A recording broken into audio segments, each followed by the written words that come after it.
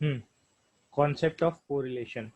देखो ये कोरिलेशन हम 11th में पढ़ चुके हैं, हम लीनियर रिग्रेशन चैप्टर स्टार्ट कर रहे हैं आज, तो इसमें कोरिलेशन का कंसेप्ट का यूज होगा जो 11th में पढ़ चुके हैं, तो इसलिए थोड़ा सा रिकॉल कर देते हैं। क्या पढ़े थे अपन 11th में? कोरिलेशन किसको बोलते हैं? कोरिलेशन जैसे कि तुम्हारे इसमें दिया हुआ है, correlation is use to measure the strength and direction of association between two variables.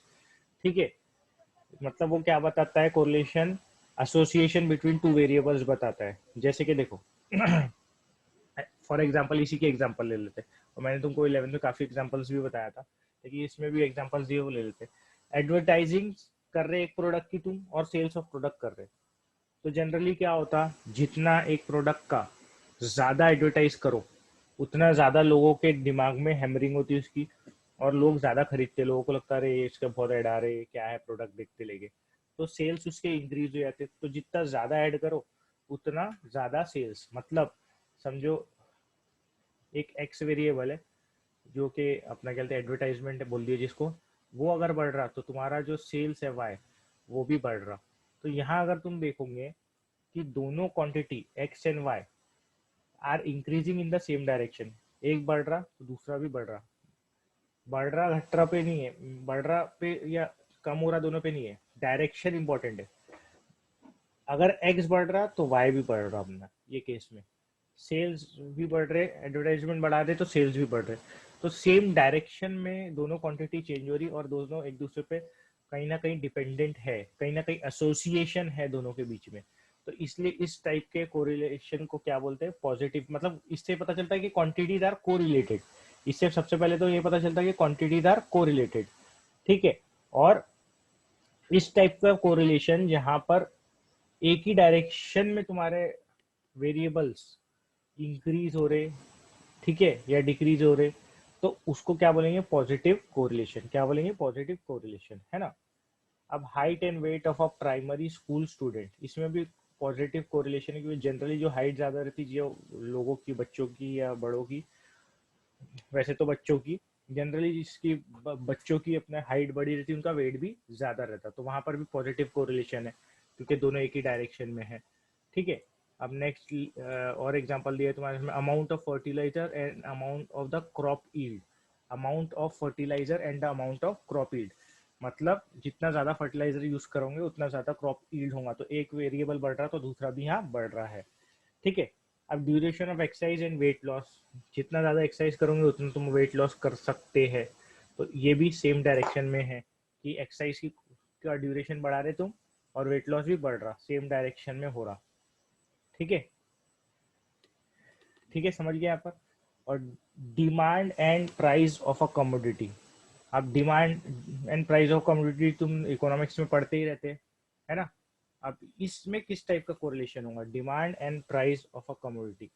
देखो डिमांड एंड प्राइस बोला उसमें, तो यहाँ अगर हम ये थोड़ा सा अलग केस ले रहे हैं, अपन डिमांड के हिसाब से ले रहे हैं, तुम्हारी इकोनॉमिक्स में प्राइस के हिसाब से पढ़ते हैं अपन, यहाँ पर ये डिमांड के हिसाब से दिया है इसमें करके, पॉजिटिव कोरिलेशन बोल रहा। वो बोल रहा अगर डिमांड बढ़ेगी तो प्राइस भी बढ़ेगा, अगर डिमांड बढ़ेगी तो प्राइस भी बढ़ेगा। ठीक है, उस टाइप से यहाँ पॉजिटिव कोरिलेशन है।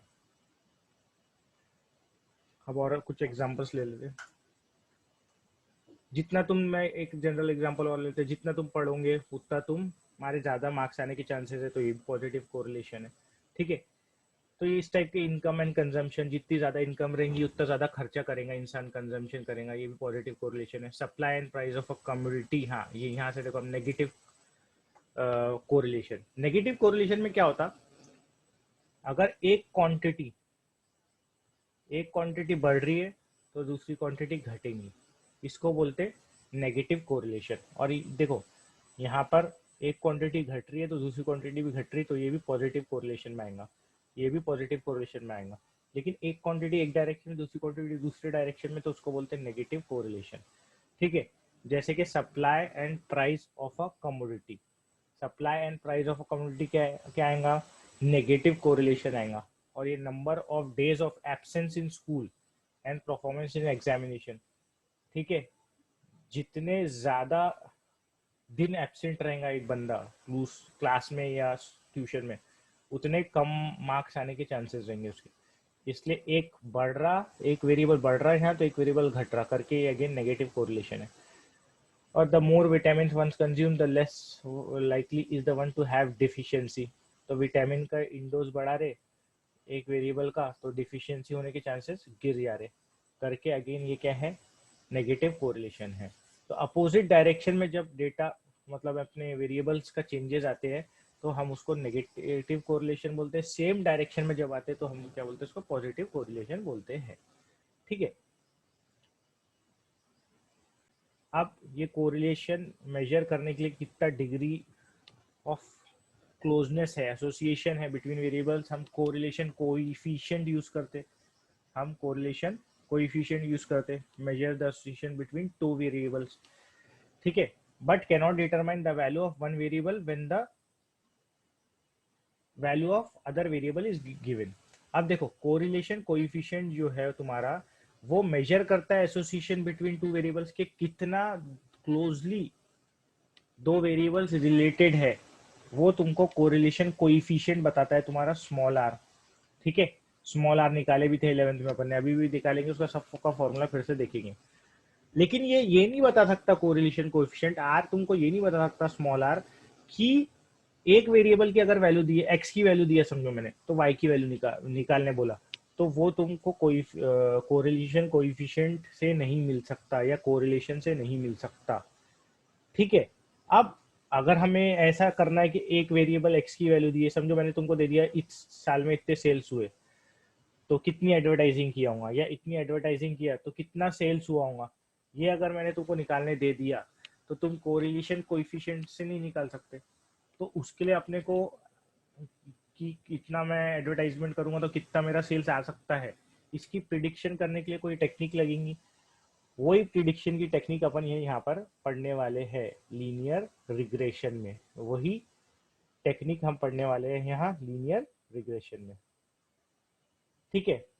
तो अब देखो, the technique used for predicting the value of one variable for a given value of other variable is called as regression। क्या है मतलब ये जो लीनियर रिग्रेशन पढ़ने वाले हैं अपन, ये एक टेक्निक है। ठीक है। इट इज अ टेक्निक किसके काम आ रही, जो एक वेरिएबल की वैल्यू दी हुई है तो दूसरे वेरिएबल की वैल्यू प्रिडिक्ट करने के लिए जो काम आ रही, ऐसी टाइप की टेक्निक को बोलते हैं रिग्रेशन। जैसे कि मैंने तुमको दिया कि एक्स तुम्हारा मेरा वेरिएबल है 50, तो मेरा वाई कितना होगा, तो कुछ ना कुछ रिलेशनशिप होंगी ये दोनों के बीच में, उसके हिसाब से अपन एक रिग्रेशन लाइन निकालेंगे जिसको अपन वाई ऑन एक्स और एक्स ऑन वाई बोलेंगे। और अभी बताऊंगा कि एक्स ऑन वाई कब लेंगे, वाई ऑन एक्स क्या लेंगे, अभी देखते हैं, सिर्फ मैंने इंट्रोडक्शन दिया तुमको, अभी देखते रुको। तो ये समझो मेरे पास ऐसा है कि एडवर्टाइजिंग और सेल्स, मेरे पास 2010 का 2010 का 2012 का 2014 का ऐसा 2013 का वेरियस के मेरे पास एडवर्टाइजिंग इतनी इतनी किया था, तो इतने इतने सेल्स कुछ तो भी आए हैं, ऐसा दिया हुआ है ना, ऐसा डेटा दिया हुआ है। तो मेरे को बोल दिया कि अब मेरा बजट समझो समझो 10 लाख है इस बार, पहले कुछ और बजट होगा, 2 लाख था, 5 लाख था, 6 लाख था, तो इतने इतने सेल्स मिले थे बोला था। अब बाकी यहाँ आपके पता है सब, लेकिन अब 10 लाख की एडवर्टाइजिंग करना चाहूंगा तो मेरे को सेल्स अब इस साल कितना मिलेगा, तो ये प्रिडिक्ट कर सकते हैं अपन यूजिंग रिग्रेशन एनालिसिस या रिग्रेशन टेक्निक, जो भी बोलना है। तो रिग्रेशन एनालिसिस से अपन ये ऐसा प्रिडिक्ट कर सकते हैं कि अगर अपने पास 2 3 4 5 साल का डेटा है कि एडवर्टाइजिंग किया तो सेल्स इतना हुआ था, फिर इतने की एडवर्टाइजिंग किया था तो इतने से का सेल्स हुआ था, तो फिर अपने को और कुछ बढ़ाना है या घटाना है अगर एडवर्टाइजिंग, तो अप्रोक्सीमेटली उस हिसाब से कितना सेल्स होगा अपना। It's just a prediction. हम ये चीज़ें राइट नहीं होती बहुत सारे, मतलब कभी कभी रॉन्ग भी हो सकती है ड्रास्टिकली, क्योंकि वेरियस फैक्टर्स पे डिपेंड करती है चीज़ें, सिर्फ एक ही चीज़ पे डिपेंड नहीं करती कि इतना एडवर्टाइजिंग हुआ था तो इतना ही सेल्स हुआ था तो अब इतना करेंगे तो इतना ही होगा। लेकिन एक टेक्निक है अप्रोक्सीमेट वैल्यूज निकालने की अपने वेरिएबल्स की, है ना। तो और क्या बोल सकते हैं रिग्रेशन को, regression is a statistical tool for investigating the relationship between two variables.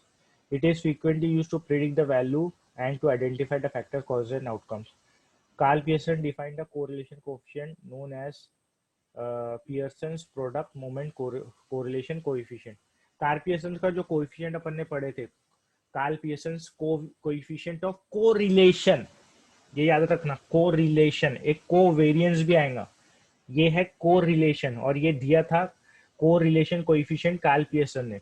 उसको कोरिलेशन कोएफिशिएंट भी बोलते, कोरिलेशन कोएफिशिएंट भी बोलते, कार्ल पियर्सन कोएफिशिएंट भी बोलते, और ये भी बोलते हैं, ये Pearson's product movement correlation coefficient, ऐसे दो तीन नाम से पुकारते हैं उसको।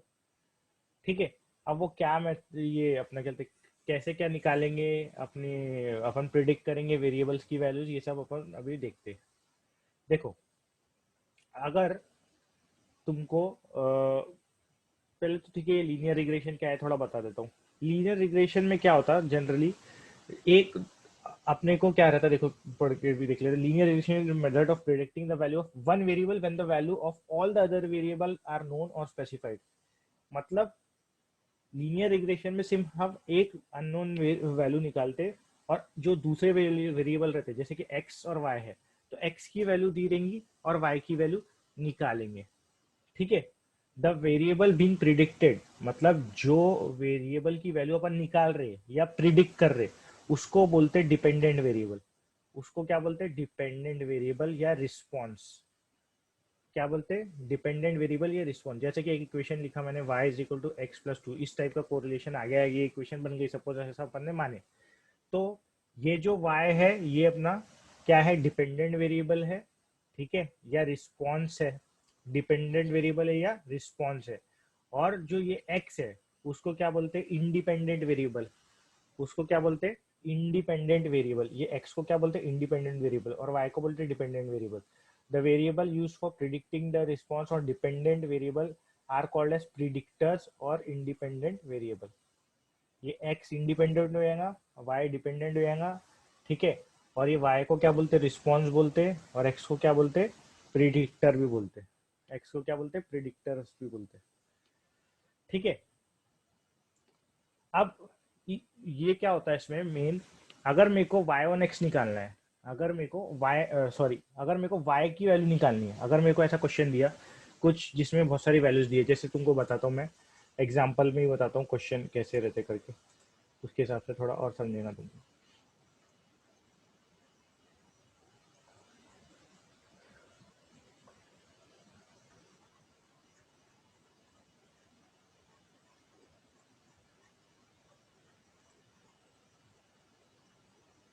देखो समझो, यही पकड़ लेते फोर्थ क्वेश्चन।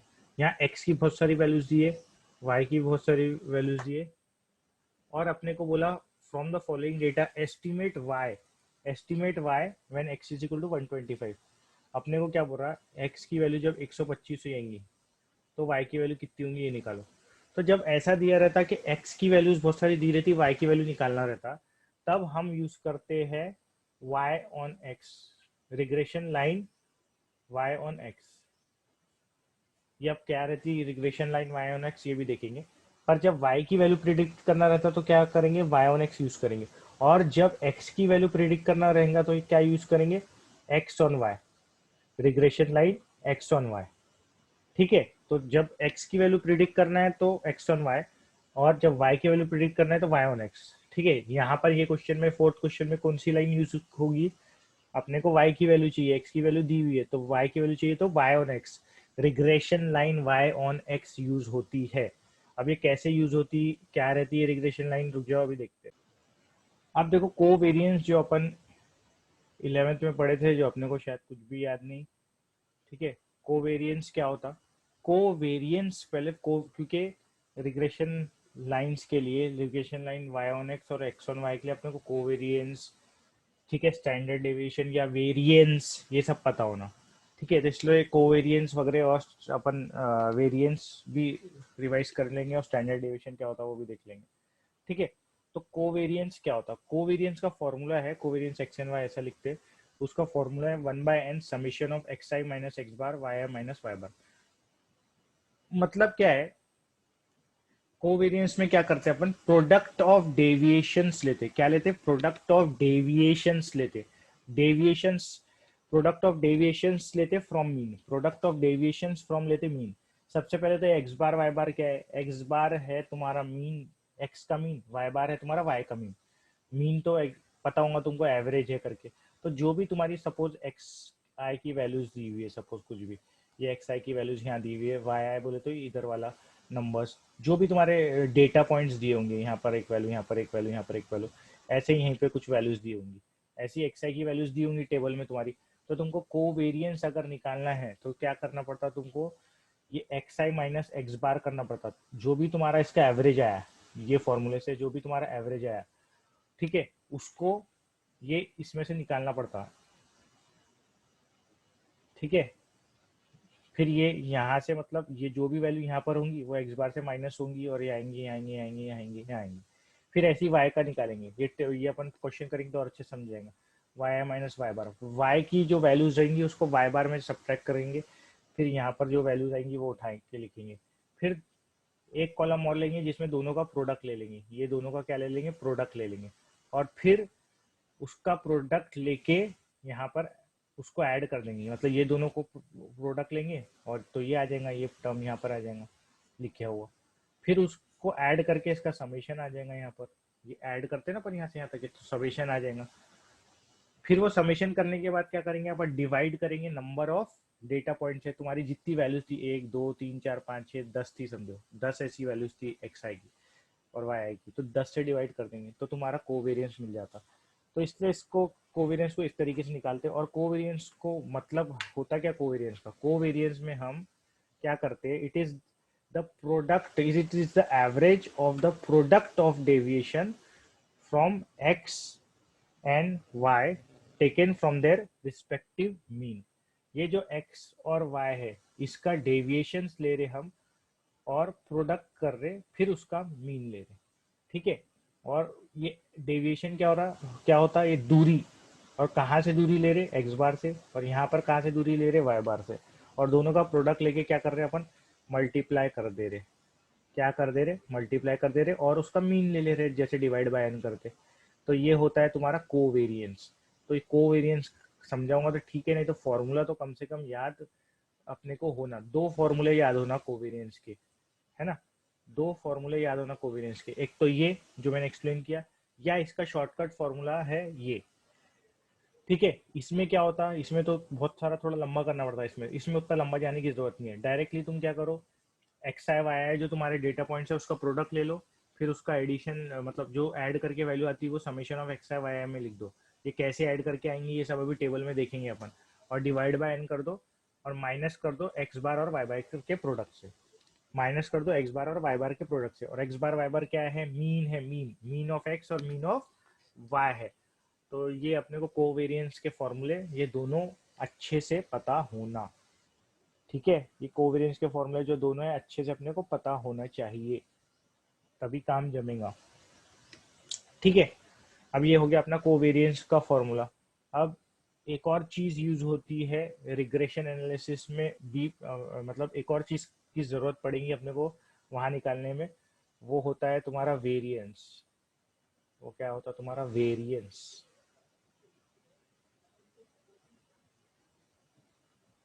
ये वेरिएंस भी मैंने 11th में अच्छे से पढ़ा था लेकिन अब शायद ही याद हो तुमको, तो फिर से मैं ले लेता हूँ। देखिए उतना मैं डिटेल में नहीं जा पा रहा जितना 11th में गया था, ठीक है, तो मेन मेन तुम फॉर्मूले वगैरह याद रख लो अच्छे से। अब वेरिएंस क्या होता, वेरिएंस ऑफ एक्स अलग होता, वेरिएंस ऑफ वाई अलग होता, और वेरिएंस ऑफ एक्स को या तो ये V A R of x से डिनोट करते, और या तो सिग्मा एक्स स्क्वायर से डिनोट करते, सिग्मा एक्स स्क्वायर से डिनोट करते। अब ये वेरिएंस होता क्या, वेरिएंस में भी क्या करते अपन, डेविएशन फ्रॉम मीन ही लेते, क्या लेते, डेविएशन फ्रॉम मीन ही लेते, तो एक्स माइनस एक्स बार, लेकिन क्या लेते, squares of deviation from mean. एक बार ना ये 11th का चैप्टर पढ़ लेना तो वो शायद याद आ जाएगा, जो भी उसकी टेक्स्ट बुक का थ्योरी होगी ना थोड़ी सी पढ़ लेना, ये पूरा एक्सप्लेन किया था मैंने वहाँ। It is the mean of squares of deviation taken from the mean, it is the mean of squares of deviation taken from the mean. तो क्या करते हैं अपन, ये जो जो भी तुम्हारा एक्स आई था वो एक्स बार से माइनस करते जाते, और उसका स्क्वायर लेके उसका मीन कैसे लेते हैं, मीन डिवाइडेड बाय एन होता, तो 1/n summation of X I minus X bar का होल स्क्वायर। इस तरीके से एक्स में वेरिएंस आता, ऐसे ही y में वेरिएंस क्या आ जाएगा, फिर variance in y is sigma y square is equal to summation of X I, sorry y है तो y I minus y bar का whole square divided by n। ठीक है यहाँ तक के? तो ये वेरिएंस हो गया, ये कोवेरिएंस हो गया, ये दोनों पता होना अपने को सबसे पहले तो। ठीक है, जब हम regression line y on x निकालेंगे और x ऑन y निकालेंगे तो ये इसकी ज़रूरत पड़ेगी अपने को। ठीक है, तो regression line y on x, तो जैसे कि हमने देखे कि मैंने बताया था तुमको कि regression line y on x कब यूज होती है, जब y की वैल्यू निकालना रहता है, x की वैल्यू दी रहती। तो लिख लेते लाइन, तो line of regression y on x, y on x क्या होती है लाइन ऑफ रिग्रेशन? तो line of regression y on x होती है capital Y minus y bar is equal to B Y X. ठीक है, अब ये बी वाई एक्स क्या है देखेंगे अपन, B Y X bracket X minus X bar. ठीक है, एक्स बार ये होती है regression line y on x। अब इसमें तुमको y बार तो पता है क्या होता, y तो ऐसी वेरिएबल है, y बार तो पता होता तुमको, वेरिएबल है जिसकी वैल्यूज अपने को मिलेंगी, और इसकी वैल्यू निकालना रहेगा y की, और x की वैल्यू तुमको पहले से दी रहेंगी क्वेश्चन में, y की वैल्यू निकालना रहेगा जब line of regression y on x लेंगे। और y बार x बार क्या है तुमको पता है, x बार x का मीन है, x डेटा का मीन है, y बार y डेटा का मीन है। ये बी वाई एक्स नया टर्म आया, ये तुमको बी वाई एक्स क्या होता नहीं पता है। तो बी वाई एक्स क्या है देखते हैं अभी यहाँ, बी वाई एक्स को बोला जाता है, बी वाई एक्स को बोला जाता है रिग्रेशन कोइफिशिएंट। क्या बोला जाता है, रिग्रेशन कोइफिशिएंट। और बी वाई एक्स है ये, तो इसलिए बोला जाता है इसको regression coefficient Y on X. इसको क्या बोलते हैं, regression coefficient Y on X. तो ये क्या है, रिग्रेशन कोइफिशिएंट है, बी वाई एक्स क्या है, रिग्रेशन कोइफिशिएंट है। और इसका फॉर्मूला होता है, बी वाई एक्स का फॉर्मूला होता है covariance, B Y X is covariance X and Y का जो कोवेरिएंस होता है, जो अभी मैंने बताया फॉर्मूला कोवेरिएंस का, वो कोवेरिएंस वो निकालो और उसको डिवाइड करो सिग्मा एक्स स्क्वायर से, उसको डिवाइड करो सिग्मा एक्स स्क्वायर से। अब अच्छे से ध्यान दो, जब बी वाई एक्स निकाल रहे तो कोवेरिएंस एक्स एंड वाई को डिवाइड करना है सिग्मा एक्स स्क्वायर से, और सिग्मा एक्स स्क्वायर क्या है, तुम्हारा वेरिएंस ऑफ एक्स है।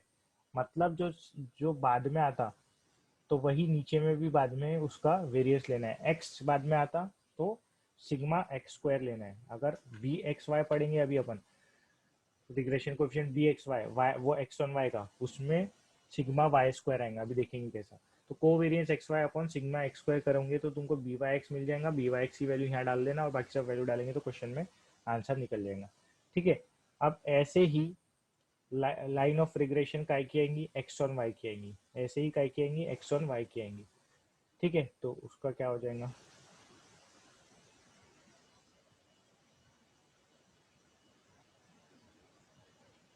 तो ऐसे ही लाइन ऑफ रिग्रेशन काय की आएंगी, एक्स ऑन वाई की आएंगी, है ना, X on Y, X on Y की भी ऐसी ही आएंगी। थोड़ा सा चेंजेस आएगा, क्या चेंजेस आएगा, जो समझो यहाँ पर y माइनस वाई बार है तो अब आएगा x minus X bar is equal to X on Y है यहाँ, तो रिग्रेशन कोफिशिएंट भी कौन सा आएगा, बी एक्स वाई आएगा। कौन सा आएगा रिग्रेशन कोफिशिएंट भी, बी एक्स वाई आएगा, बी एक्स वाई आएगा। ठीक है, उसके बाद यहाँ पर क्या आ जाएगा, जैसे x माइनस एक्स बार अकेला था, यहाँ पर y माइनस वाई बार अकेला था, और यहाँ पर क्या आता है x माइनस एक्स बार, तो यहाँ आएगा y माइनस वाई बार। ठीक है, x ऑन y है तो ये x माइनस एक्स बार अकेला आता उसमें, और दूसरा बाकी के अलग साइड में आता। ठीक है, वैसे ही B X Y regression coefficient X on Y, इसका फॉर्मूला क्या हो जाएगा, covariance in X and Y divided by sigma Y square, sigma Y square हो जाएगा। क्या हो जाएगा, सिग्मा वाई स्क्वायर हो जाएगा इसका फॉर्मूला। ठीक है, तो ये रिग्रेशन लाइन y1x x1y तुमको बता दिया, bxy byx क्या होता है ये बता दिया, रिग्रेशन कोएफिशिएंट्स होते हो। ठीक है, यहाँ तो स्लोप ऑफ लाइन रहता हो। ठीक है, y1x में तो ये तुमको पता हो ना, तभी अपन प्रॉब्लम सॉल्व कर पाएंगे। ठीक है, नेक्स्ट सेशन में देखते हैं अब प्रॉब्लम्स इसके।